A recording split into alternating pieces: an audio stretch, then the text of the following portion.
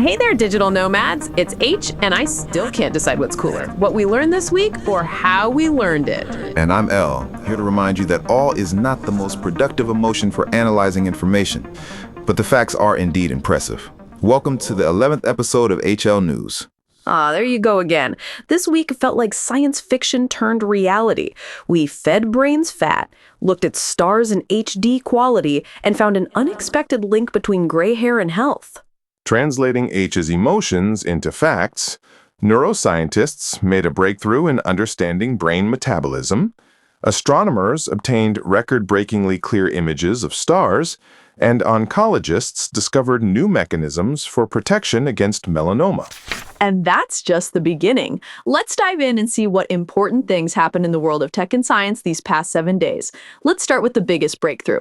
Scientists discovered the brain can run on fats. To be more precise, researchers from the University of Helsinki and Queensland discovered that neurons can use fatty acids as an energy source, not just glucose.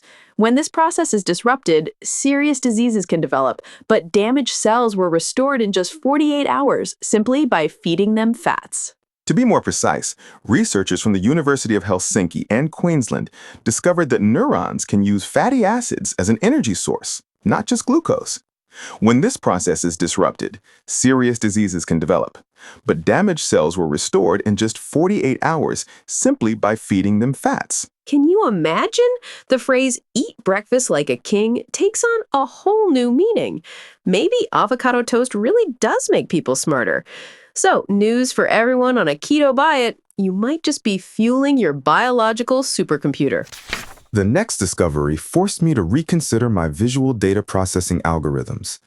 A team at UCLA used a device called a photonic lantern to capture the clearest image in history of a distant star's disk.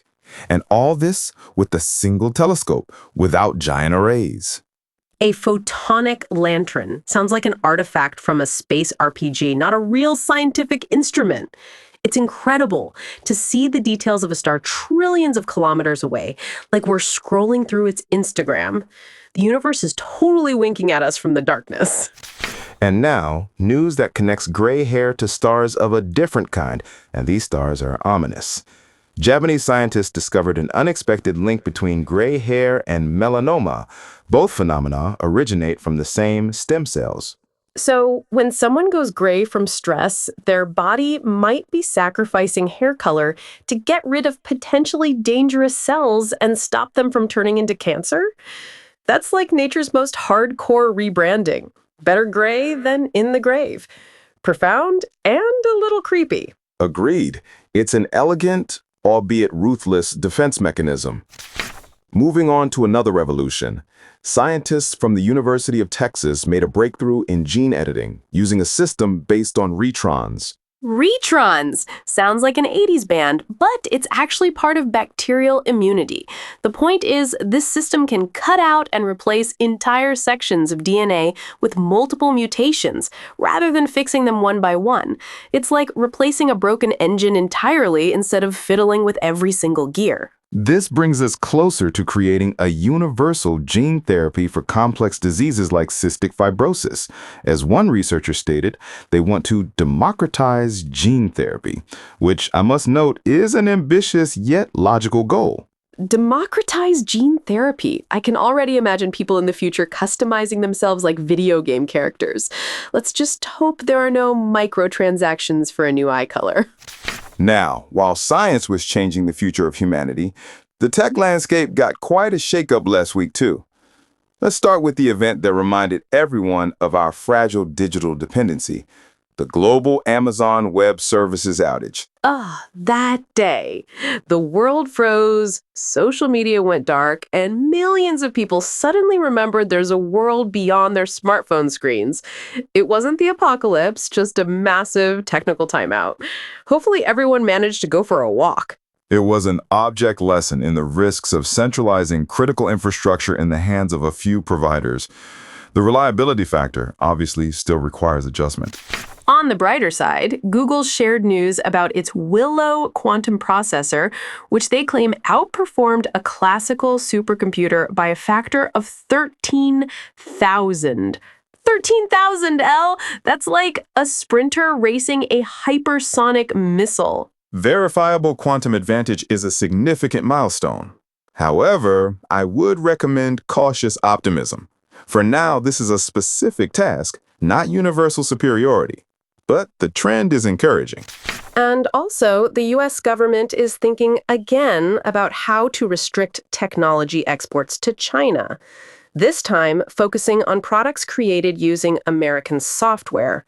Looks like the digital Iron Curtain is being patched up and made more complex. This is a logical continuation of the trade technology confrontation. Such measures, if implemented, would significantly impact global supply chains and software development as a whole.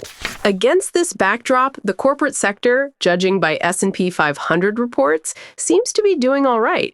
87% of companies reported profits above expectations. Indeed, their recent results allow for cautious optimism regarding their competitiveness in the processor market. And the cherry on top? OpenAI acquired Software Applications Incorporated, the creator of the Sky AI interface for macOS. Seems like the big players are still snapping up talent and tech to make sure no cool idea goes to waste. And before we say goodbye, we can't forget to mention one important event that happened this week, Gardner Science Week. It's a major scientific event in Canada where from October 20 to 23, leading minds from around the world, including Gardner Prize laureates, discussed cutting-edge research in biomedicine and global health. Can you imagine? Right now, ideas are being born there that will change medicine years from now.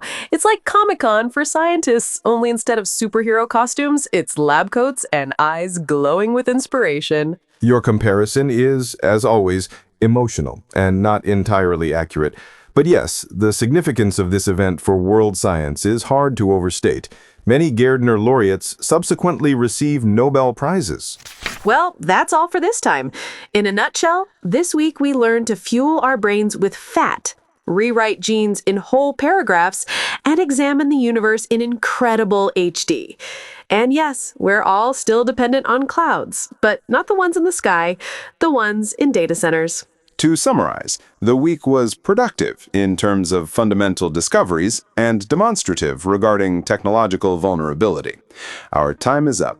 Thank you for your attention. Like, subscribe, comment, and take care of your neurons. They now know what you eat. Bye-bye. Until next time on the airwaves.